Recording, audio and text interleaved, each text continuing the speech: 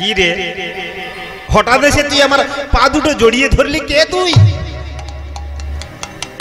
কে তুই আমার? গুরুদেব আমি রামদাস। আমার কেউ নাই গুরুদেব, জগতে আমার আপন বলে কেউ নাই। তোর কেহ নাই গুরুদেব, আমাকে কেউ খেতে দেয় না, আমার মা নাই, আমার বাবা নাই, আমাকে একটু আশ্রয় দেবেন গুরুদেব? ওরে তুই যে বললি তোর মা বাবা আপন জন কেহ নাই, কি করে বললি? তুই যে ভুল বললি। শোন, যে রামের দাস হয়, তুই তো নিজেই বললি আমি রামদাস। যে রামের দাস হয় সে যে সর্বস্ব ভগবান রামের চরণে সমর্পণ করে। ভগবান রামই তোর সব, তো সেই বন্ধু, সেই সখা, সেই পিতা, সেই মাতা, ভগবান তো তোর সব। কিন্তু তুই থাকবি যে এখানে, আশ্রমে থাকতে গেলে কিছু নিয়ম মেনে চলতে হয়। কি নিয়ম গুরুদেব? গুরুদেব আমি করব, সব নিয়ম পালন করব, আমাকে একটু আশ্রয় দেন। এই শোন, আশ্রমে থাকতে গেলে কাজ করতে হয়, ফুল তুলতে হবে, ফুল তুলব গুরুদেব। কাষ্ঠ কুড়াতে হয়, শুষ্ক কাষ্ঠ কুড়াতে হয়। তারপর এই আশ্রম আঙিনায় ঝাড়ু দিতে হয়। আমি পারবো গুরুদেব, আমি সব করে দেব। ওরে শোন, সব কিছুতে পারবো পারবো, বেশি কথা বলতে নেই বাবা। আশ্রমে যারা থাকে আগে শান্ত হয়ে শ্রবণ করতে হয়। শ্রবণ করতে করতে অন্তরে যখন ভক্তি এসে যায় না, তখন আর কথা থাকে না, সব কথা শুনে বলবি। শোন, এত কাজ আছে, সব কাজের মধ্যে প্রথম কাজ হবে মাধুকরী করা। মাধুকরী গুরুদেব সেটা কি? ওরে ভিক্ষে, ভিক্ষে, ভিক্ষে। ও গুরুদেব, গুরুজি আমি তো ভিক্ষে করেছি, আমার মা করেছে, বুড়ি মা। আমি জানি কিভাবে কিভাবে মায়েদের কাছে গিয়ে মাধুকরী করতে হয়। ওরে ও জিনিস নয়, এটা হলো মুষ্টি ভিক্ষা। সেটা কি গুরুদেব? ওরে যেখানে যাবি যেচে নিবি না, অযাচিত ভাবে কেউ যদি দেয় তবে নিতে হয়। আর যেখান থেকে নিবি এক মুষ্টির বেশি নিবি না গুরুদেব।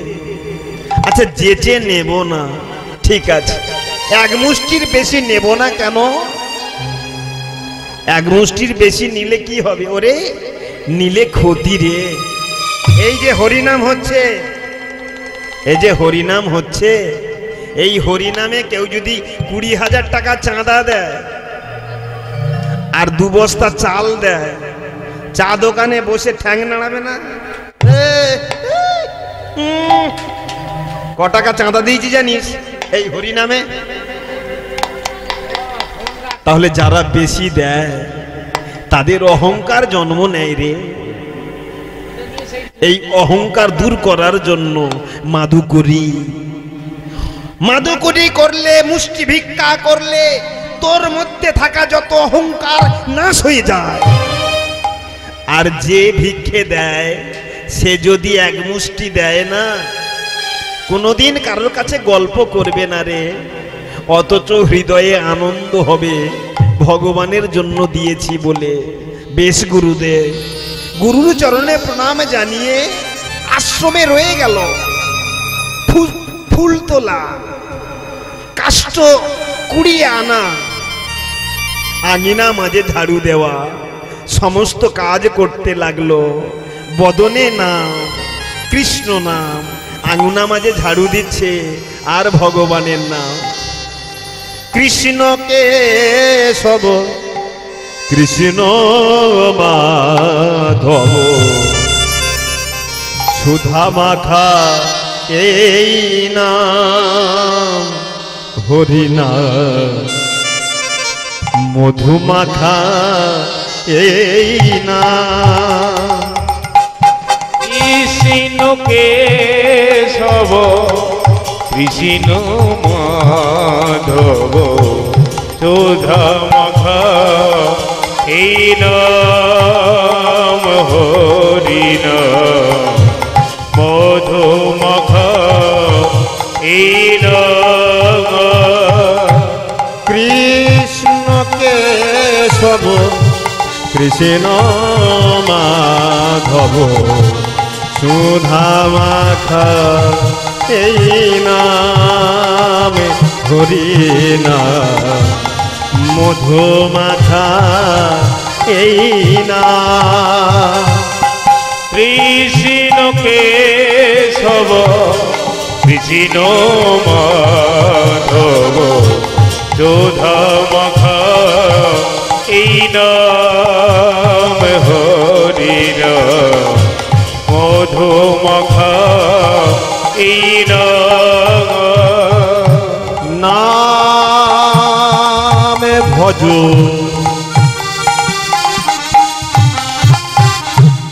ভোলয় আপনারে,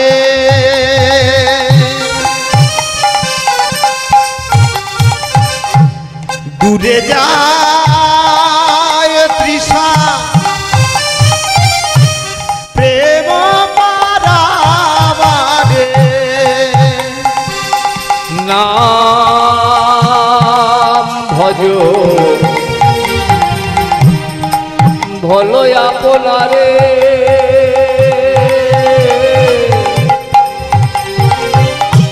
দূরে যায় তৃষা প্রেম পারাবারে। জপরে জপরে জপ মন রসনা, জপরে জপরে জপরে রসনা, জপরে জপরে জপ মন রসনা, জপরে জপরে জপরে রসনা। মধু মাখা এই নাম, হরি নাম মধু মাখা এই নাম। কৃষ্ণকে সব কৃষ্ণ মাধব, সুধা মাখা এই নাম, হরি নাম মধু মাখা এই নাম। আঙিনা মাঝে ঝাড়ু দিচ্ছে, ভগবান আবার পরীক্ষা নিচ্ছেন ভক্তের। পবন দে পবন দে বরণ দে, ইন্দ্র দে, সবাইকে ডাকলো, শুরু করে দিল তাদের কাজ। প্রচন্ড ঝড়, প্রচন্ড জল, প্রচন্ড বৃষ্টি, বজ্রপাত, চারিদিকে যত গাছপালাগুলো দুলছে, রাস্তার ওপর গাছপালা ভেঙে পড়ছে। গুরুদেব ডাক দিল রামদাস, গুরুজি। হ্যাঁ রে, মাধুকরী গেলি না? গুরুদেব, এত ঝড় বৃষ্টিতে কোথায় যাব গুরুদেব, আজকে যে যেতে পারবো না। দেখ রামদাস, কথা দিয়েছিস আশ্রমে থাকলে কাজ করবি। দেখ, তুই যদি মাধুকরী না করিস, তুই যদি মুষ্টি ভিক্ষা না করিস, ভগবানকে কি সেবা দেব আমি? তুই যদি না মানিস আমার কথা, আশ্রমে তো তোকে রাখা যাবে না। যখনই বলেছে আশ্রমে রাখা যাবে না, মনে পড়ে গেছে না খেয়ে থাকার কি জ্বালা, কি যন্ত্রণা, কি ব্যথা, কি বেদনা। এই গুরুজি আমাকে ভগবানের প্রসাদী করে সেবা পাওয়ায়, তাই কষ্ট সহ্য করেও ঝোলা কাঁধে নিয়ে চলেছে মাদুকরি করতে। আর বদনে বলছে, ভিক্ষা দাও গো নগরে বাসি, ধরি সবার ভিক্ষা দাও গো নগরে বাসি, ধরি সবার আমায় ভিক্ষা দাও গো নগরে বাসি, ধরি সবার আমায় ভিক্ষা দাও গো নগর বাসি, ধরি সবার নিজের জন্য মাগি নাই গো ঘরে শ্যামরা, আমি নিজের জন্য মাগি নাই গো ঘরে শ্যামরা, ভিক্ষা দাও গো নগরে বাসি, ধরি সবার আমায় ভিক্ষা দাও গো নগরে বাসি, ধরি সবার খোকা। এই যে ও এই খোকা, দেখ দিনি এদিকে তাকা। আমা ছেলেটা ভিক্ষায় বেরিয়েছে তো, পাঁচিলের গোড়ায় বৃষ্টির জন্য দাঁড়িয়ে আছে, আর ওপর থেকে এক গিন্নিমা সাড়া দিচ্ছে, খোকা এই ভিতরে ঢুকে আয় বাবা, ভিতরে। ছেলেটা ভিতরে ঢুকলো না, গুরুর কথা মেনে চলতে হয় তো। বলেছে যেচে কোনো জিনিস নিবি না, কোথাও যাবি না। ছেলেটা বাইরে দাঁড়িয়ে আছে, আর এদিকে কি করেছে, গিন্নিমা নিচে নেমে এসে ছেলেটাকে ভিতরে টেনে নিয়ে গেছে। নিতাই গৌর প্রেমানন্দে হরি বল হরি বল হরি বল হরি বল। টেনে নিয়ে গিয়ে বলছে, হ্যাঁ রে খোকা, তুই যে এত অল্প বয়সে ভিক্ষা করছিস। ও মা, আমি নিজের জন্য ভিক্ষা করি না মা,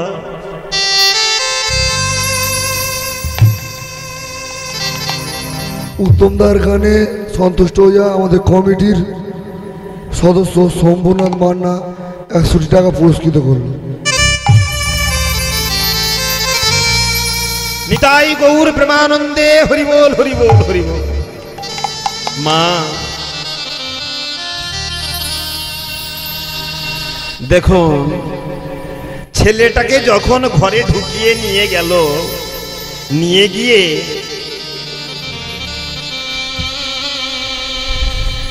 গৃহের মধ্যে রন্ধন করে রাখা জিনিসপত্র ছেলেটাকে কোলে বসিয়ে খাওয়ালো। যখন কোলে বসিয়ে খাওয়াচ্ছে, কোনোদিন তো এমন করে আদর করে।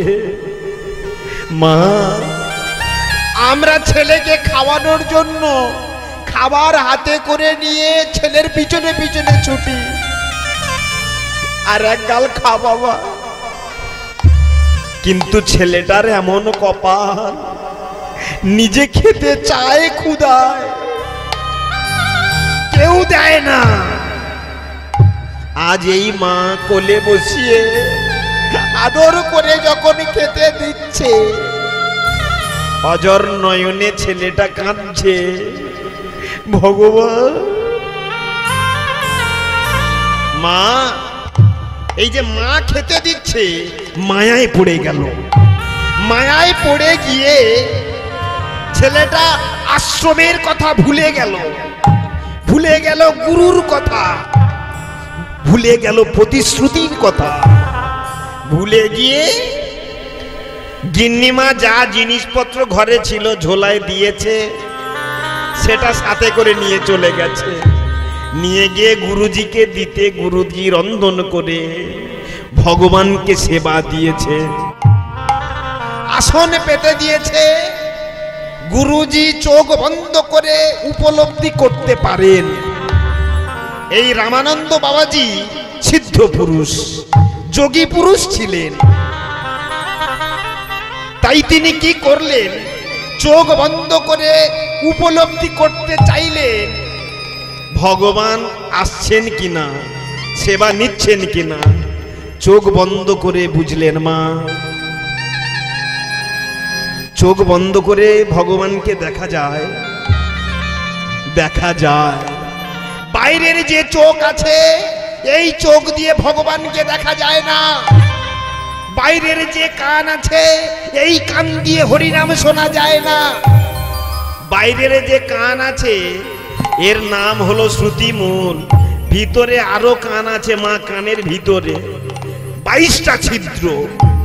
দিব্য, কমন্দু, মন্দা, ছন্দাবতী, রজনী, রক্তিকা, দয়াবতী, ক্রোধা, প্রীতি, প্রসবী, ক্ষিতি, রক্তি, মার্জনী, ছন্দ, আলাবতী, মদন্ত, রমা, রোহিণী, উগ্রবতী, ক্ষেমানী, শ্রুতি মূল।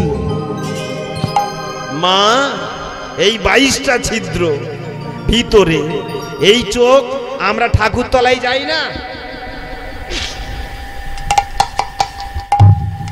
আমরা যে ঠাকুরতলায় যাই ভগবানকে দেখব বলে, যখনই আমরা হাতটা জোড়ো করি ভগবানকে তো দেখব বলে এসেছি, তাই না?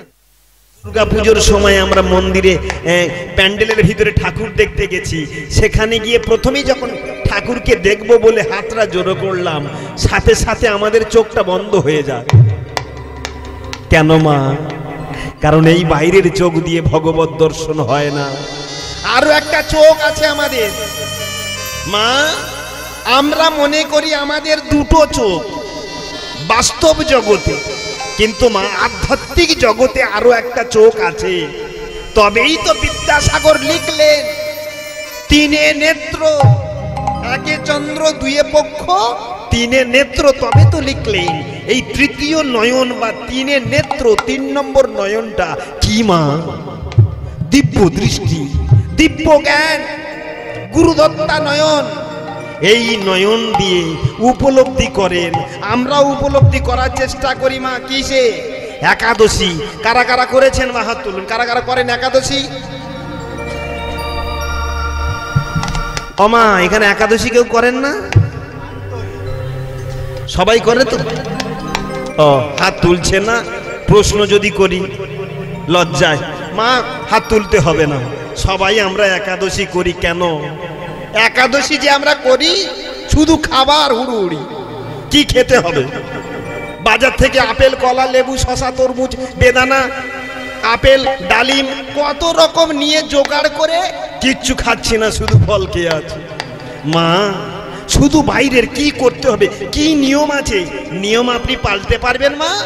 যা নিয়ম আছে, খালি পায়ে হাঁটতে হয়, খড়ের মধ্যে শুতে হয়, খড়ে শুতে হয়, বিবাহিত মা বাবা আলাদা ঘুমাতে হয়,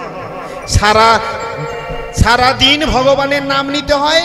আবার রাতে যদি ভগবানের নাম নিতে নিতে ঘুমাতে পারি তাহলেই হবে একাদশী।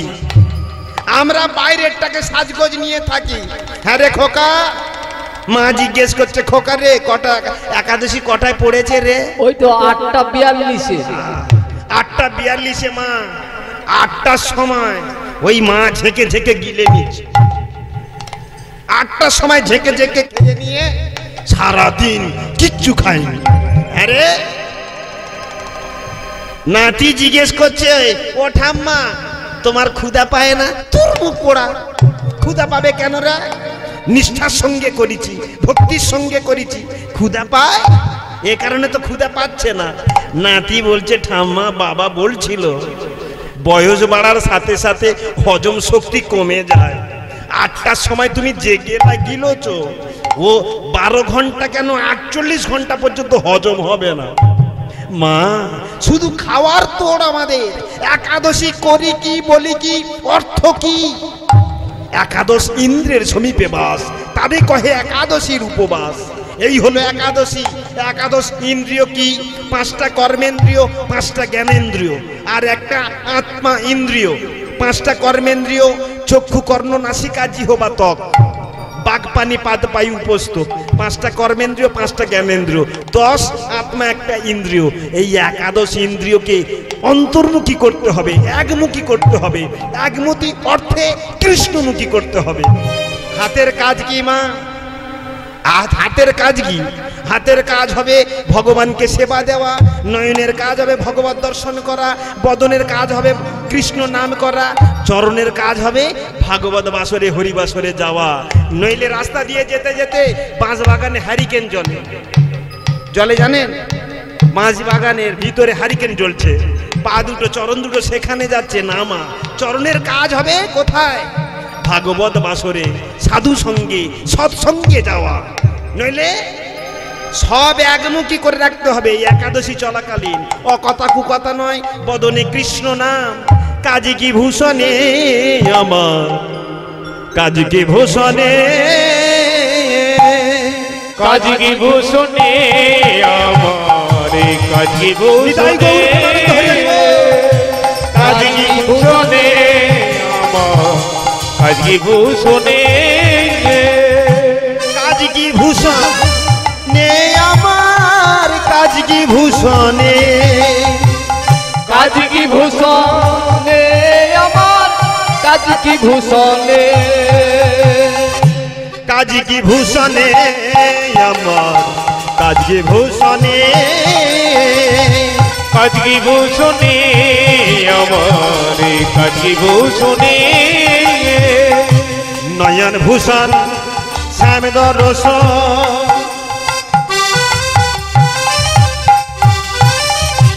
নয়নে ভূষণ শ্যাম দর্শন, শ্রবণে ভূষণে গুণে, করে রে ভূষণ পদ সেবন, বদনে ভূষণে নামে।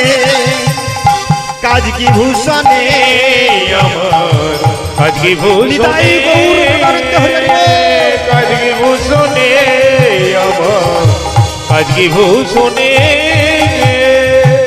মা এই হলো সবকিছু একমুখী করতে হবে, অন্তর্মুখী কৃষ্ণমুখী করেছিল মা রাজা শ্রমিক। এই শ্রমিক ঋষি করেছিল না, এই একাদশী করেছিল বলে তাই তো তিনি বুঝতে পারেননি, গলায় মোড়া সাপ জড়িয়ে দিয়েছে, বুঝতে পারেননি। রাজা পরীক্ষিত তাই করলেন না, রাজা পরীক্ষিত গলায় মোড়া সাপ জড়িয়ে দিয়েছে। আপনি বসে বসে ঘুমাচ্ছেন হরিনাম শুনতে শুনতে, এখন কেউ যদি আপনার গলায় মোড়া সাপ জড়িয়ে দেয় জেগে উঠবেন না? উঠবেন তো। কিন্তু মা এই সমাধিস্থ একাদশী করে দাঁতে দাঁতে পাটি পড়ে যায়, এই সমাধিস্থ থাকলে ইহ জগতে জ্ঞান শূন্য হয়ে যায়, নিচের আপনি ওপরের সার সঙ্গে তখন সংযুক্ত হয়ে যায়, দেহের কোনো মায়া থাকে না, দেহ পড়ে থাকে। এই অবস্থায় শ্রমিক ঋষি ছিলেন বলে রাজা পরীক্ষিত মরা সাপ জড়িয়ে দিয়েছিলেন। পরে শৃঙ্গি এসে দেখলো যে বাবার গলায় মরা সাপ কেউ জড়িয়ে দিয়েছে, নইলে মরা সাপ তো আর গলায় আপনা থেকে উঠে যায়নি, তাই অভিসম্পাদ করলে আজ হতে 7 দিনের ভিতরে আমার পিতার গলায় যে মরা সাপ জড়িয়ে দিয়েছে সেই সর্পের আঘাতে মৃত্যুবরণ হবে। মা এই হলো একাদশী, সমাধিস্থ নির্বিকল্প। আমায় একাদশী করলে জল খেতে নেই ফল খেতে আছে, বলে না জল খেতে নেই ফল খেতে আছে। আরে জল দাঁতে দাঁতে পাটি পড়ে গেলে জল ঢুকছে না, আর ফলটা ঢুকবে কি করে মা? তাহলে ঢুকছে কি? কথাটার অর্থটা কি? মা জল খেতে নেই ফল খেতে আছে, কোন ফল? বাজারে এই কলা আলু আপেল বেদানা ডালিম এই ফল না, এই ফল নয়। আপনি যখন সমাধিস্থ হয়ে থাকবেন দাঁতে দাঁতে পাটি পড়ে যাবে, ভগবান আপনাকে 4টে ফল দেবে অন্তর্নিহিত ভাবে। কি ফল? ধর্ম অর্থ চতুর্বর্গ ফল অন্তর্নিহিত ভাবে প্রবেশ করিয়ে দেবে। নিতাই গৌর প্রেমানন্দে হরি হরি বল। হরি বল। মা, এই গুরু যখন বুঝতে পারলো, কি হলো মা? গুরু বুঝতে পেরেছে যে এই চোখ বন্ধ করে, একা সিদ্ধ পুরুষ তো চোখ বন্ধ করে বুঝতে পারলেন যে ভগবান এসে সেবা নিচ্ছেন না। ডাক দিলেন, রামেদা রামদাস। আরে রামদাস, মাদুকরি গিয়েছিলিস? মা দেখুন, ভগবানকে পেতে গেলে কি ভাব তৈরি করতে হয় হৃদয়ে, হৃদয়ে কি ভাব তৈরি করতে হয়। পদকর্তা তো বলেই দিলেন, গাও পুনো পুনো শ্রী গৌরাঙ্গের গুণ।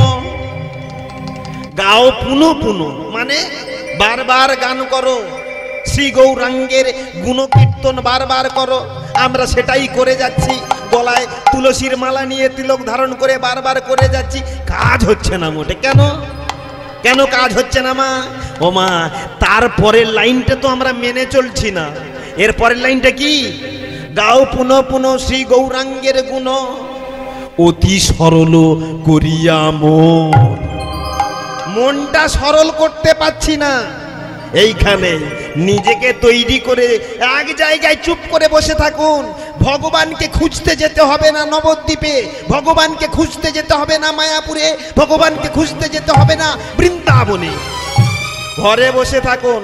প্রহ্লাদ ছিল ঘরে বসে, বলল ফটিক স্তম্ভের ভিতরে ভগবান, ভগবানকে ঢুকতে হয়েছে ওর ভিতরে। রাম গিয়েছিল লঙ্কায় ভগবান হয়ে, না ভক্ত ছুটে গিয়েছিল অযোধ্যায়? রাবণ, রাবণ কোথাও যায়নি, ভক্ত কোথাও যায়নি, ভগবান গেছে লঙ্কায়। ভক্ত ধ্রুব বনের মাঝে ছিল, বৈকুণ্ঠ, বৈকুণ্ঠের ভগবান ওই বনের মাঝে ছুটে এসেছে ভক্তকে কৃপা করার জন্য। ওমা, ভগবান কৃপা করার জন্যই আছে চুম্বকের মতো চুম্বক, আর আমরা এক একটা পেরেক। তাহলে ভগবানের কাজ হলো এই যে লোহাগুলো আছে সব আকর্ষণ করা, তাহলে সবাইকে করছে না কেন? ওমা, কাদা লাগানো আছে তো, পেরেকে জং পড়ে গেছে, তা আকর্ষণ করে মা। তাহলে জং ছাড়িয়ে মনকে সরল করতে হবে। রামদাস সরল মনে গুরুদেবকে সব কথা খুলে বললেন, এ কি করেছিস তুই? অযাচিত ভাবে মাদুকরি করলি না, যার জন্য ভগবান আমার কাছ থেকে সেবা নিল না। অভিসম্পাদ করি, তুই ছেড়ে দে আমাকে। সঙ্গে সঙ্গে পা দুটো জড়িয়ে ধরেছে, গুরুদেব গুরুদেব।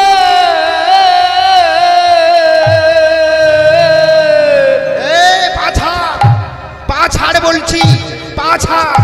সঙ্গে সঙ্গে ওই গুরুদেবের রামানন্দ শিষ্য রামদাসের পৃষ্ঠ দেশে সজোরে পদাঘা। গুরুদেব,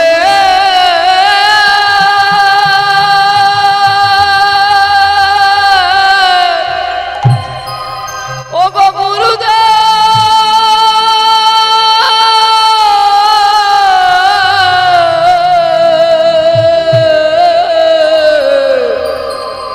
আমায় ক্ষমা করো,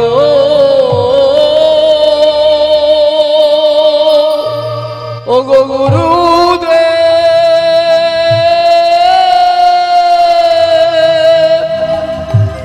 আমায় ক্ষমা করো। শোন অপদার্থ,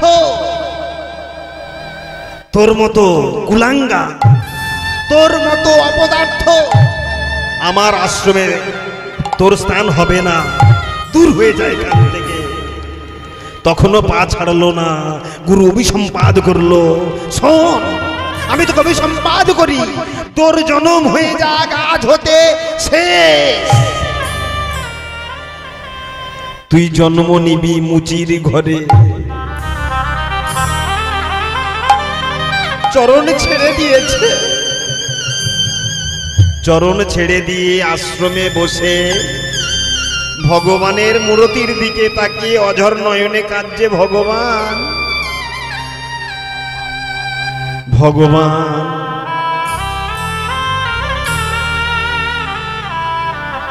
ভগবান এ তুমি কি করলে ভগবান? 84 লক্ষ জনি ভ্রমণ করে সাধের মানব জনম পেলাম ভগবান, আমি যে বড় অপরাধ করে ফেলেছি, জানি না আর পরজনম পাবো কিনা, তোমার নাম করার দেহ পাবো কিনা ভগবান।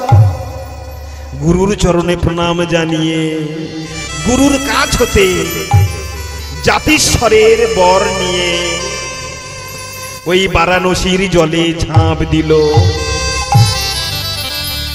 মা সাঁতার জানে না তো, বাচ্চা ছেলেটা জলের মধ্যে ডুবে গেল। ভগবানের নাম, গুরুর নাম, গোবিন্দের নাম করতে করতে বারাণসীর জলে দেহ রাখলো। সেই ছেলে জন্ম নিল কাশী ধামে। কাশী ধামে জন্ম নিয়েছে মা কৃষ্ণ ভক্ত হয়ে। কৃষ্ণ ভক্ত হয়ে জন্ম নিয়েছে মা। কেন কৃষ্ণ ভক্ত হলো? কারণ মৃত্যুকালে যে ব্যক্তি ভগবানের নাম করতে করতে মৃত্যুবরণ করে, ভগবানের চরণ পায় সেই ব্যক্তি। ও মা, মানুষ মারা গেলে এই যে খোল করতাল নিয়ে যাওয়া হয়, এ কাজটাকে কি কাজ বলে? গতি করা, দাহ, সৎকার, দাহ। এটার জন্য মা খোল করতাল কেন যায়? সারা জীবন ধরে যে হরিনাম করলো না, সারা জীবন ধরে যে কৃষ্ণ নাম বললো না, যদি শেষের সময় ভগবানের নাম নেয়, ভগবানের চরণ পেয়ে যাবে মা। মা সত্যি কি পাবে? আমি বলছি না মা, গীতার 8ম অধ্যায়ের 6 নম্বর শ্লোকে বলছে, জং জং পপি শরণ ভবং তজতন্তে কলেবর তং তমে বৈদি কন্তেও সদা তদে ভাবে ভাবিত। মা, জং জং পপি শরণ ভবং তজতন্তে কলেবরং তং তমে বৈদি কন্তেও সদা তদ্ভাবে ভাবিত। যে যে ভাব নিয়ে মৃত্যুবরণ করে, সে ভগবানের তেমন ভাবে পায়। রাজা ভরত হরিণের চিন্তা করে করে মৃত্যুকালে হরিণের চিন্তা করে করে মৃত্যুবরণ করলো বলে পরজন্মে হরিণ হয়ে জন্ম নিল। মা, আমরা মরার সময় যদি ভগবানের নাম নেই, নেওয়া যাবে, এর জন্য অনুশীলনের প্রয়োজন। আগে থেকে অনুশীলনের প্রয়োজন নাই, অনুশীলনের প্রয়োজন। আসুন আমরা সবাই মিলে, আজ ভক্তের জন্ম হয়েছে বলে সেই অনুশীলনটা আমরা করে নিই। সবাই মিলে হাত তুলুন।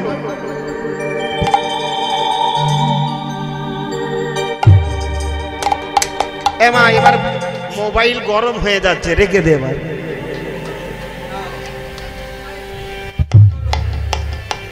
ভজ গোবিন্দ গোবিন্দ বল বদনে, মানব জনমে যাবে সফলে। ভজ গোবিন্দ গোবিন্দ বল বদনে, মানব জনম যাবে সফলে। এই যে সবাই হাততালি দিচ্ছেন না, না সবাই তো হাততালি দিচ্ছেন না, না না, ভগবানের জন্য হাততালি দিতে হবে না। এই হাততালি দিলে না, জোরে জোরে হাততালি দিলে মানুষের শরীরে যে নার্ভ দুর্বল হয়ে যায় না, সব সচেতন হয়ে যায়, নার্ভের প্রবলেম আর হয় না। শিরার সব তো এখন নানা রকমের প্রবলেম দেখা দিচ্ছে, বসে থাকতে পারছে না, তো সেটার জন্য অন্তত করতালিতে দেওয়া হোক। ভজ গোবিন্দ গোবিন্দ বল বদনে, মানব জনমে যাবে সফলে। ভজ গোবিন্দ গোবিন্দ বল বদনে, মানব জনমে যাবে সফলে।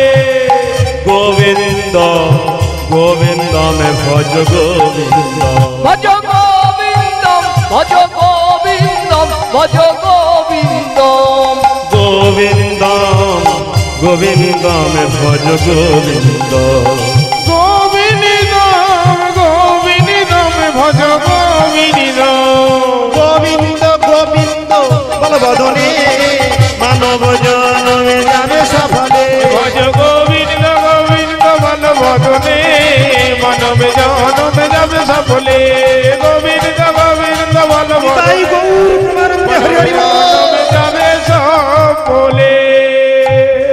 ভালো থাকবেন, সুস্থ থাকবেন, ভগবানের কাছে এটাই প্রার্থনা করি আপনারা সব কৃষ্ণ ভক্ত হয়ে যান, এটাই কামনা করি মা। সবাই এসেছি এই উদ্দেশ্য নিয়ে ওখান থেকে, তাই সেই উদ্দেশ্য সফল করার জন্য সবার অন্তরে কৃষ্ণ ভক্তির উদয় হোক।